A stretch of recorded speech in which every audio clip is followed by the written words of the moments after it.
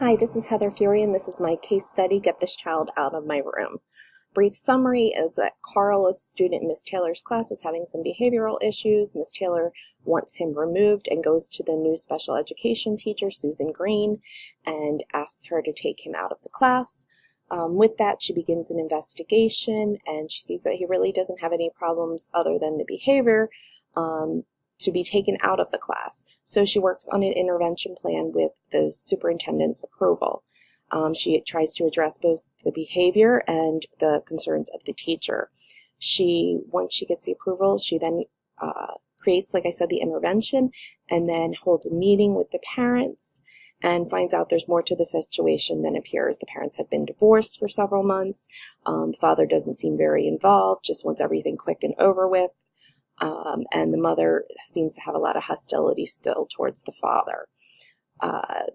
When creating this intervention plan, she asks Miss Taylor to take part in it, and Miss Taylor doesn't feel that there's any need for her to take part of it because of his behavioral issues. So basically at the end, she is now trying to figure out what would be the best placement for Carl. What I know about this case is that he already has an IEP with behavioral issues. He is having behavior issues in Miss Taylor's class. His parents have been divorced for several months. The father doesn't seem very involved. The mother works a lot and still has a lot of hostility towards the father. The teacher has reported that there's behavior issues with Carl in her class, and she wants him removed. The teacher has acknowledged that she's afraid of the student. Miss Green she begins an intervention with approval of the superintendent and schedules an IEP with the parents. The assistant superintendent is present at this meeting. The mother just basically says to give me the papers, I'll sign it.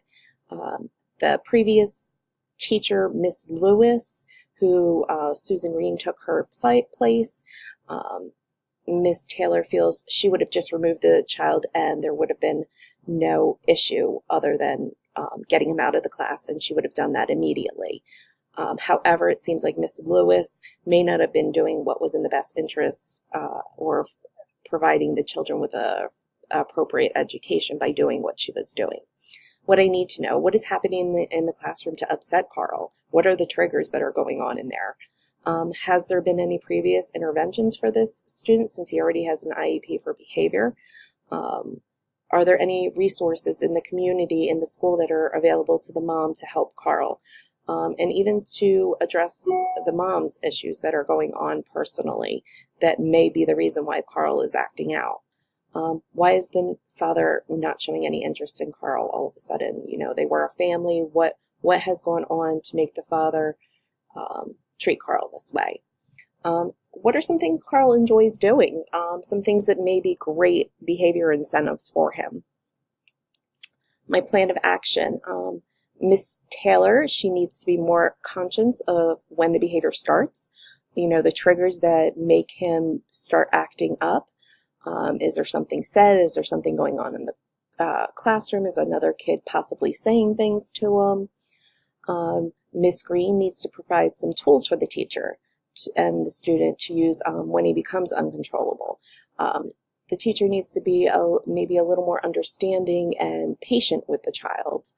You know, allow Carl to have short breaks when he becomes hostile, whether there's a place that they could designate for him to go, or another student that he could sit with, possibly, that he's friendly with, that can help him get out of that mood. Miss Green needs to help Carl's mother find some resources to help herself and to help Carl as well. Of course, putting the child first, but putting the child first maybe to help the mother out with some resources to help herself first. And build a relationship between the school and the home to help address the behaviors. You know, keep in constant contact. Don't let it fall by the wayside once you implement a new plan. And keep that relationship built so that they both feel that there's somebody on their side. Resolve the issues to promote success of all kids.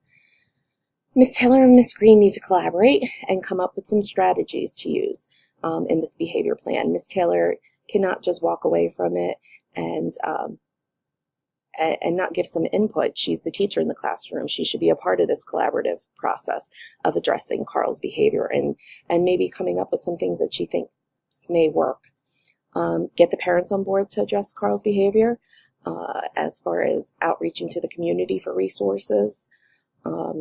Continue providing Carl with an appropriate education in the least restrictive environment. If general education is where he should be, then that's where his placement should be, if he academically can handle that. If behavior is the only issue, there needs to be some other type of intervention to help with that behavior. Like I said, maybe short periods of time outside of the classroom, and somehow simplify it that it doesn't disturb the other students. And remind staff of policies and procedures that govern the special education students and how they have to follow them. They can't just dismiss the student just because they have special needs. Debrief the problem. What was I thinking?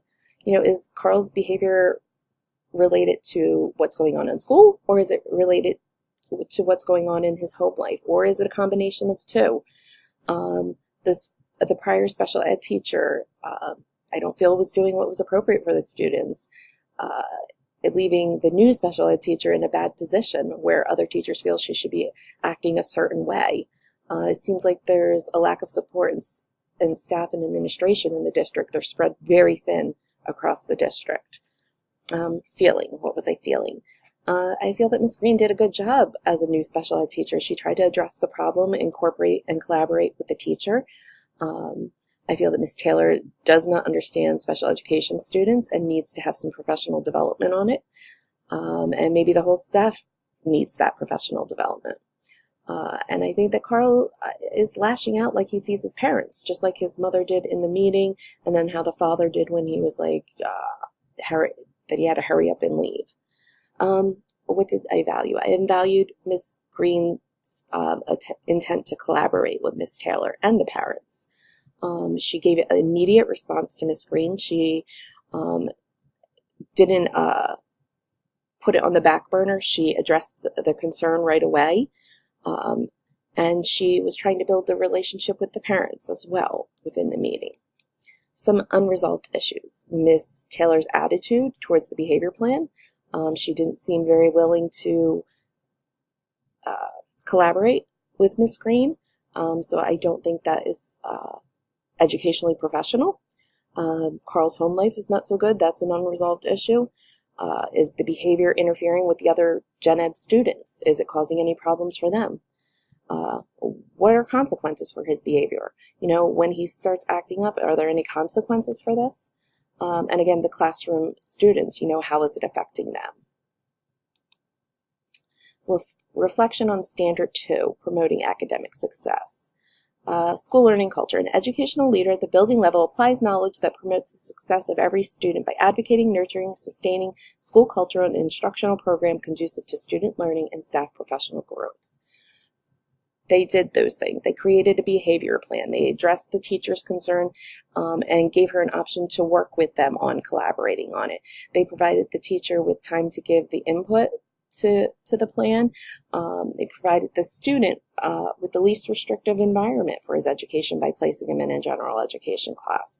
And they provided the student with modifications when he became angry, take a short break from the class. So they have definitely applied Standard 2 in their process. Reflection. Administrator promotes the well-being of every student.